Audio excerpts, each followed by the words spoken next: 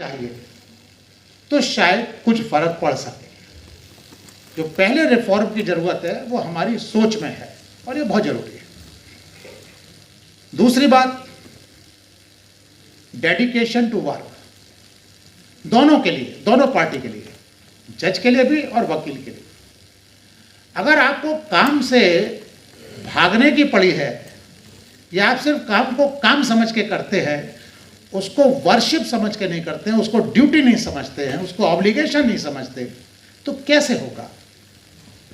Dedication एक शब्द नहीं है, इसका कुछ मतलब है। उस मतलब को साक्षात करना बहुत आवश्यक है। यही बात जज पे भी अप्लाई करती है। उसको भी मुकदमा तय करने की अपनी जिम्मेदारी समझनी पड़ेगी। हम ये कहें कि अरे भाई जुडिशियल इंडिपेंडेंस में कॉन्स्टिट्यूशनल बेसिक फीचर का हनन हो जाएगा, ये तो बहानेबाजी हो गई। काम करने के लिए कोई अधिकारों का हनन नहीं होता। तीसरी बात है जो जज के लिए अप्लाई करती है, passion and zeal to adjudicate. उसके दिमाग में होना चाहिए कि ये इशू मेरे सामने आया है, let me decide it.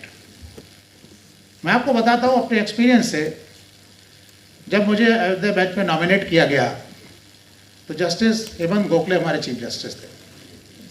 Nomination is the privilege of the chief justice. He can simply mention the name of the जज that he will sit in this bench, that's all, nothing is required.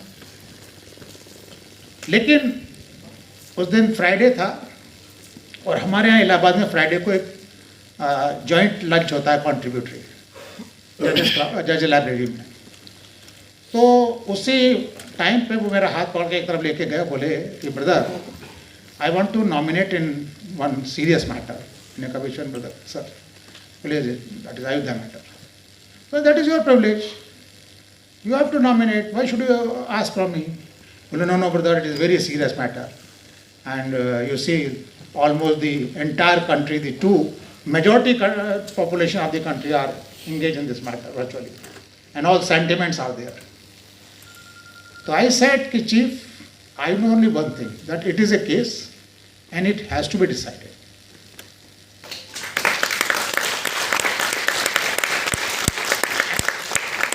And with this approach, I could decide 1,40,000 cases in my judgment. I don't say that I have done something extraordinary. Everybody can do it. The only thing required is what I did. I did not do something very exceptional. सिवाय क्या था, मैं court देर से जाता था भाई, ये मैं बता सकता हूँ आपको। मैं कभी 10 बजे कोर्ट नहीं पहुँच पाया। कुछ रीजंस हो सकते हैं, वो अलग बात है, लेकिन मैं कभी कोर्ट 10 बजे नहीं पहुंचा। नॉर्मली 10:30 11 बजे पहुंचता था। लेकिन मेरी कोर्ट में 300 400 100 केस लगते थे और लिटिगेंट्स को और वकीलों को ये भरोसा होता था कि अगर जस्टिस सुधीर अग्रवाल के मैटर लगा है तो हो जाएगा। तो अगर किसी का कहते हैं ना 302 नंबर भी है, 305 नंबर भी है, तो वह तैयार रहता था। ये नहीं है कि अरे 305 तो रीच ही नहीं करेगा, को डर रहता था हो जाएगा। Now that is the impact और impression you have to create. और कब होगा? जब हमें उत्साह होगा। हम काम को काम नहीं समझेंगे, हम उसको एंजॉय करेंगे। And that is what I did. और ऐसा भी नहीं कि मैंने आधा एक पन्ने के ऑर्डर लिखे हों। मेरा अयोध्या जजमेंट जो है 5238 पेज का है।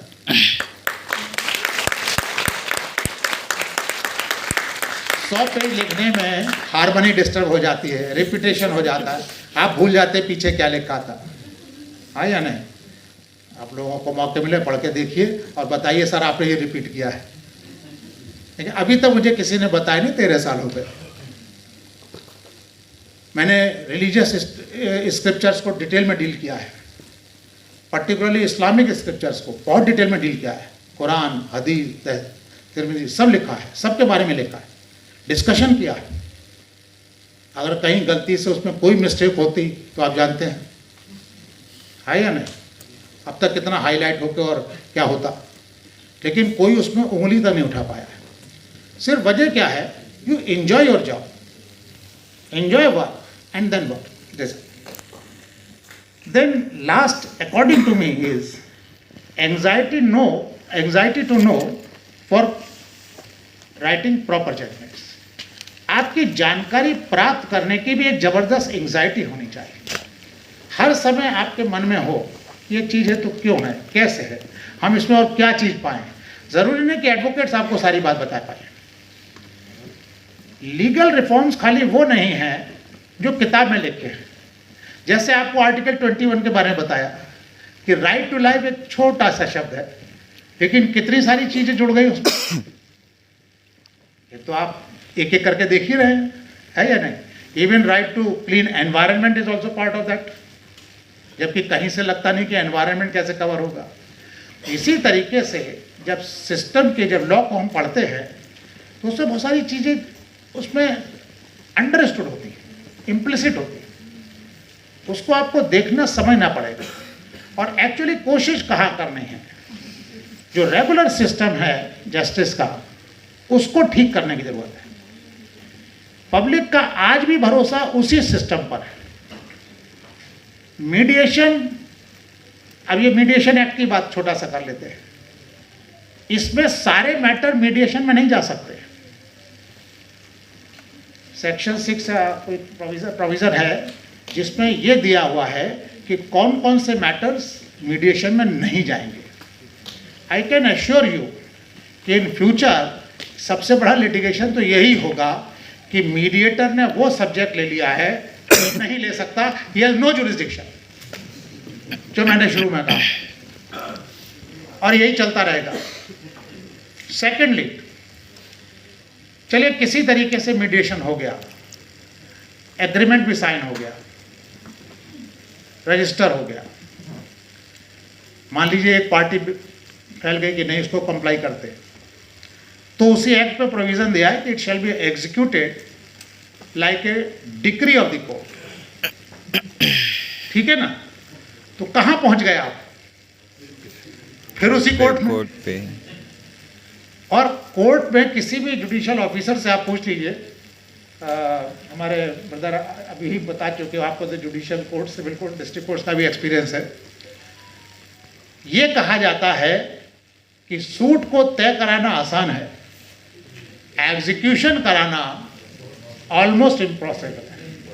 आई डोंट से इम्पॉसिबल, क्यों भाई, ठीक कह रहा हूँ.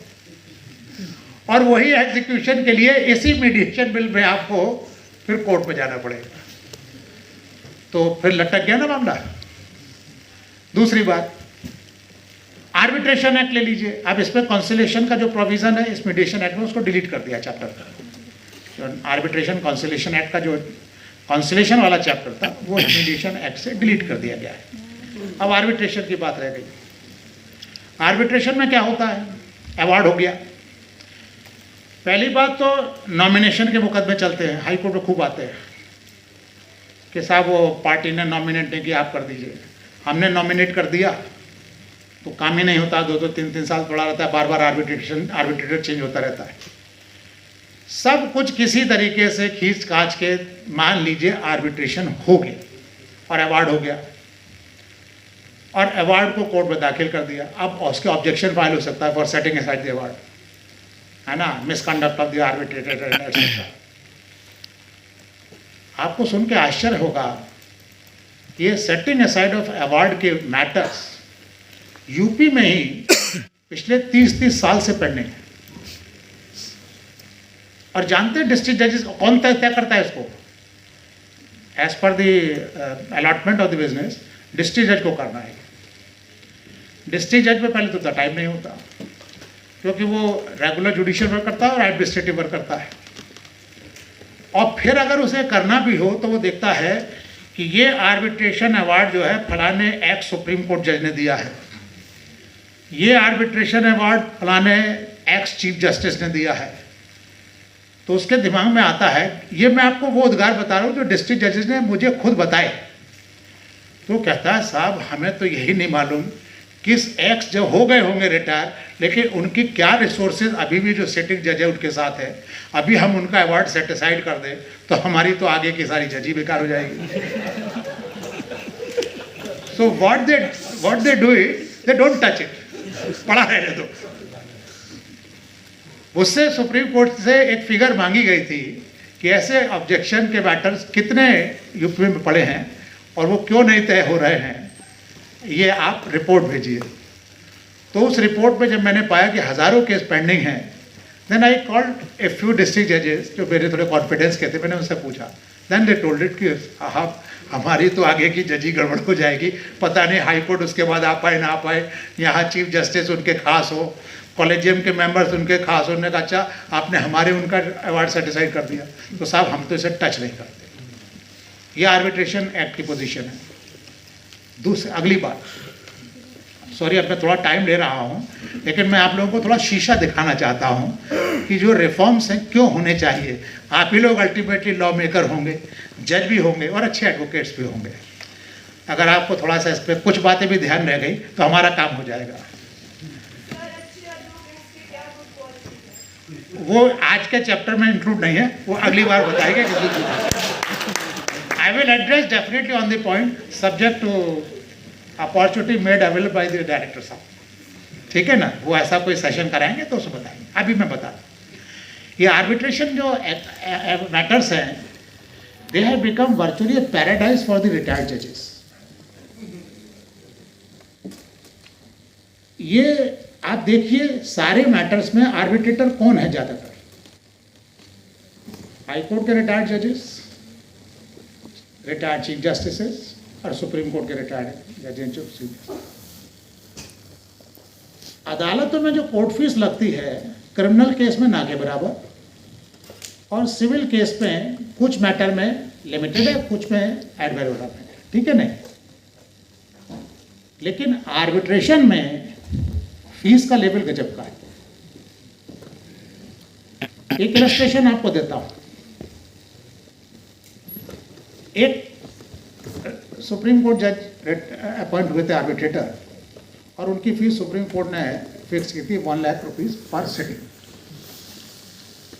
एक हियरिंग हुई, उन्होंने 2 लाख रुपए का बिल भेजा, तो पार्टी ने अपने काउंसिल को कहा कि भाई सिटिंग तो एक ही हुई है, ये 2 लाख का बिल क्यों आया है। तो उन्होंने कहा we had a 10 minutes coffee break. भाई कॉफ़ी ब्रेक का दोबारा सेटिंग हो गई, तो 2 सेटिंग हो गई। तो जो जवाब उस लिटिगेंट ने दिया, लिटिगेंट का कोई मुंह नहीं पकड़ सकता, समझे आप। उस लिटिगेंट ने तुरंत अपने वकील साहब, गनीमत है कि उनको प्रोस्टेट की प्रॉब्लम नहीं थी। This is what he said. Unfortunate part ये है, आप कहीं देख लीजिए, यहाँ दिल्ली में तो बहुत ज़्यादा है, this arbitrator business has become a big business, roaring business. And ex chief justice of India told me when he was travelling with me from Allahabad to Delhi, he told me कि सुधीर, मैंने जिंदगी में जो इनकम या जो आमदनी मैंने कभी सोची नहीं थी, वो मैं आज पर एनम कर रहा हूँ, समझे आप। उनका रिटर्न जो है आफ्टर रिटायरमेंट 100 करोड़ से ऊपर का था। This is the situation. तो ये बताइए, आर्बिट्रेशन जो है ये फ्रेंडली टू द पार्टीज है या एक कर्ज है उनके लिए। और हम हर एक में कहते हैं नहीं क्योंकि हमारा ब्रदर जज आर्बिट्रेटर हो, जाओ आर्बिट्रेशन में जाओ, और उसके बाद भूल जाते हैं। जिन मैटर्स में ऑब्जेक्शंस पेंडिंग है, क्यों नहीं पॉजिटिव डायरेक्शन एक हो सकता है कि आप तुरंत इसको 3 महीने में तय कर दीजिए। और दूसरी बात, मान लीजिए आपने कहा 3 महीने में तय भी कर दिया, नहीं होता, देन व्हाट। ये प्रॉब्लम ये नए क्रिमिनल सीआरपीसी में है। नया जो सीआरपीसी आया है, इसमें आपने देखा होगा चार्जशीट इतने टाइम में फाइल होनी चाहिए, इन्वेस्टिगेशन इतने में होना चाहिए, कॉग्निजेंस इतने टाइम में होना चाहिए, सबका टाइम, एक टाइम फ्रेम दिया है। लेकिन जो रियल चीज मिसिंग है वो ये है कि मान लीजिए अगर उतने टाइम में नहीं होगा तो क्या। जुडिशियल ऑफिसर के पास बहुत तरीके हैं केसेस को उस समय ना करने के लिए। एडवोकेट्स के पास 1001 बहाने हैं केसेस को उस तारीख में ना होने देने के लिए। तो कॉन्सिक्वेंसेस क्या होंगे? क्या केस खत्म हो जाएगा? ये हो सकता है। क्या केस खत्म हो जाएगा? क्या एक्विज को छोड़ देंगे? क्या करेंगे भाई? तो ये प्रोविजन बना के हम उसको एग्जीक्यूट कैसे करेंगे? This has to be understood. Unfortunate part ये है कि हम बड़ा भारी क्रेडिट इस बात का लेना चाहते हैं कि देखिए नया सीआरपीसी ला रहे हैं। अरे सीआरपीसी का मेजर अमेंडमेंट 1973 में हुआ था, बहुत पुराना नहीं है, ये तो आप सब लोगों को मालूम होगा। सीआरपीसी का मेजर अमेंडमेंट 1973 में, वर्चुअली इसीलिए हम सीआरपीसी 1973 कह देते हैं, तो ये बहुत पुराना नहीं है। Similarly in labour laws, labour code भी आपके चर्चा के सब्जेक्ट में आ रहा है। आपको बताऊं, एक 7 और 9 जजेस बेंच जजमेंट हुआ था बेंगलोर वाटर वर्क्स का, है ना, A Rajappa versus Bangalore water something like ऐसे नाम है। 79-80 का जजमेंट है। इंडस्ट्री की डेफिनेशन क्या होगी, इंडस्ट्री क्या होगी, ये उसमें तय किया गया। और मजेदार बात यह है कि वो लंबा जजमेंट है और लगभग 99% लोग जो कह सकते हैं क्लियरली, वो कहते हैं कि पूरा जजमेंट पढ़ के समझ नहीं आता कि इंडस्ट्री है क्या। इसने ऐसी सिचुएशन क्रिएट की कि गवर्नमेंट के डिपार्टमेंट को इंडस्ट्री डिक्लेयर कर दिया। High court was my client when I was at the bar. मैं हाई कोर्ट का भी वकील था और हाई कोर्ट मेरी क्लाइंट थी। एक जज साहब ने हाई कोर्ट को भी इंडस्ट्री डिक्लेयर कर दिया। ये कमाल की बात है। और किस मैटर में? एक डेली वेज एम्प्लॉय रखा गया था, वो 3-4-5 साल से चल रहा था, तो उन्होंने कहा high court is also industry regularized. तो मुझे चीफ जस्टिस ने बुलाया कि अरे इसमें क्या कर रहा है। Then we filed an intra court appeal, उस पर 3 जजेस की बेंच बनाई गई, जिसको प्रेजाइड किया था जस्टिस वी एन खरे साहब ने।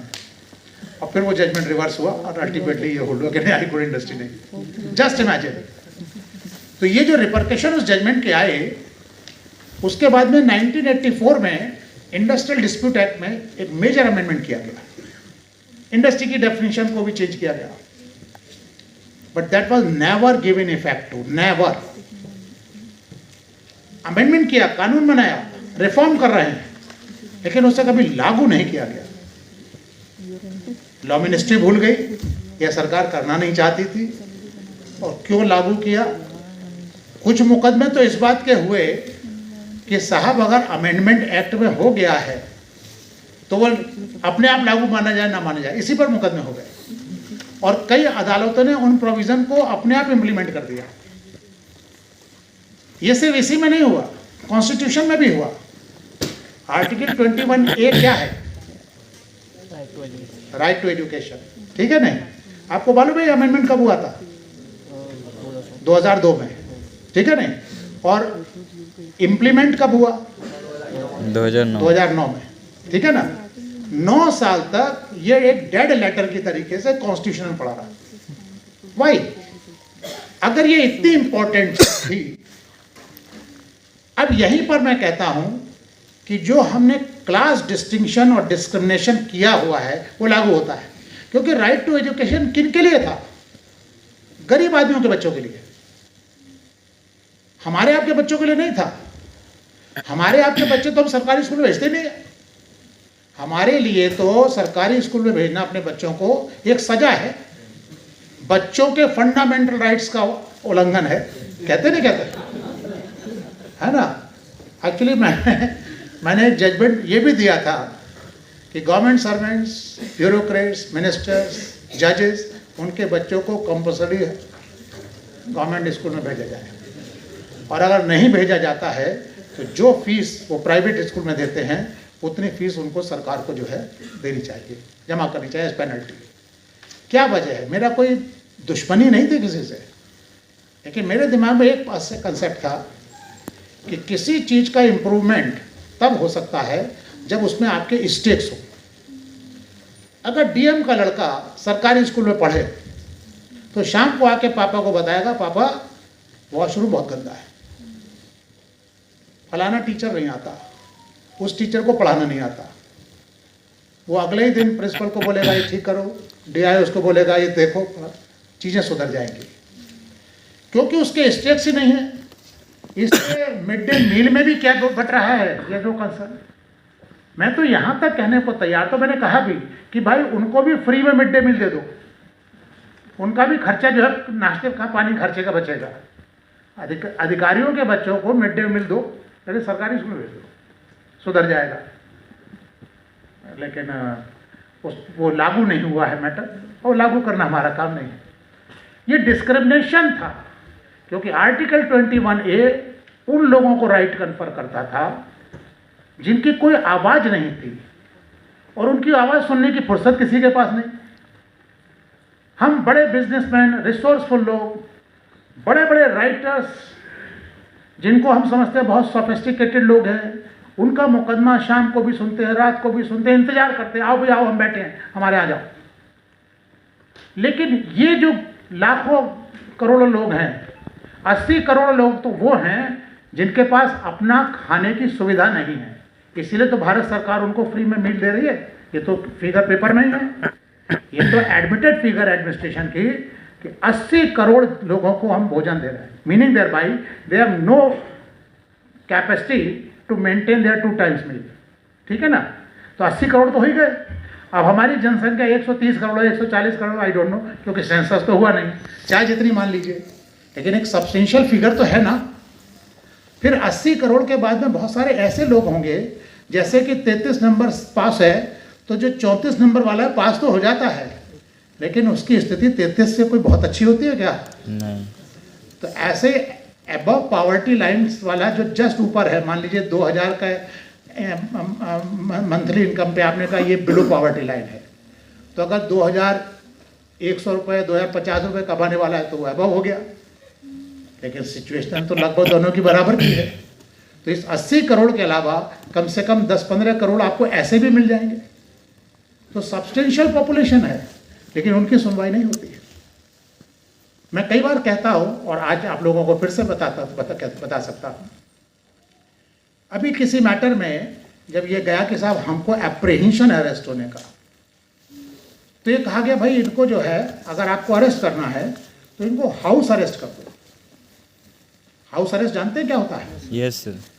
आपके रेजिडेंस को टेम्परेरी जेल डिक्लेयर कर दिया, या किसी भी गेस्ट हाउस वगैरह कर दिया, जैसे अडवाणी जी को माता टीला गेस्ट हाउस में रखे गए थे। वंडरफुल गेस्ट हाउस, मैंने देखा है, उसको जेल जैसी कोई बात नहीं है। हाँ, it is really an experience to stay in Mata Tila guest house for 1 night. पहाड़ी पे है, ऊंची बढ़िया, चारों तरफ पूरी ग्रीनरी है, it's a wonderful experience, and that was a jail. कमाल की बात है। तो ऐसी जेल गरीबों को क्यों नहीं दे सकते, अगर ये जेल बहुत अच्छी है तो?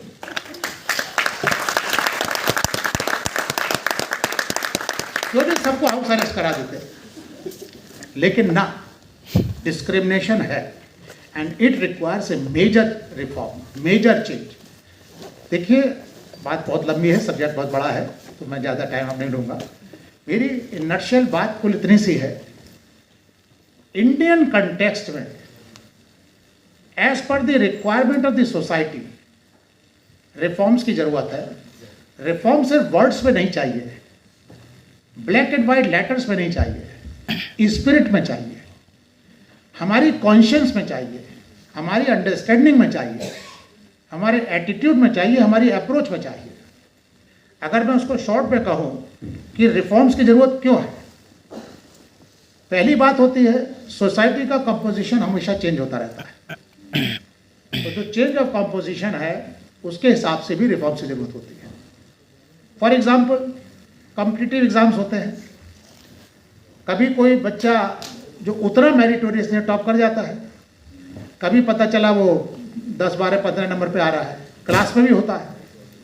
क्यों? क्योंकि उस समय जो स्टूडेंट्स हैं उसके साथ में एक पर्टिकुलर ईयर में कुछ बहुत ब्रिलियंट स्टूडेंट हो सकते हैं, सेकेंड ईयर में कुछ गिनती फ़र्क हो सकती है, नॉलेज का फ़र्क हो सकता है।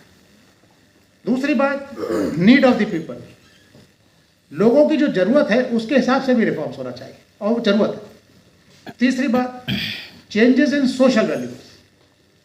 हमारी सोशल वैल्यूज़ एक कंटिन्यूस प्रोसेस है, कुछ ना कुछ चेंज होता ही है ना। चौथी बात, new idea to simplify law and procedure. कम से कम इन 4 चीज़ों को ध्यान में रख के अगर हम एक होलसम रिफॉर्म की बात सोचे और करे और अच्छी नीयत के साथ करे तो चीज़ें ठीक हो सकती हैं। और हमारा सिस्टम हम तब कह सकते हैं जब प्रॉपर रिफॉर्म हो रहा है, जब जो आखिरी आदमी जिसको कृष्णा अय्यर जो है ना क्या कहते थे, लास्ट मैन को क्या कहते थे, चलिए आप लोगों की भाषा में कॉमन मैन कहते थे। ये कॉमन मैन वो वाला नहीं जो दिल्ली में रूलिंग पार्टी है, I am talking of real common man, ठीक है नहीं। उस कॉमन मैन को उस तक आपका कानून की पहुंच हो, वो अपनी बात कह सके, उसकी बात सुनी जा सके, तो रिफॉर्म्स हो रहे हैं। अदरवाइज भाषण पे कोई राशन नहीं है और हमारे यहाँ मीटिंग, ईटिंग और चीटिंग ये लगातार चलती रहती है। Thank you.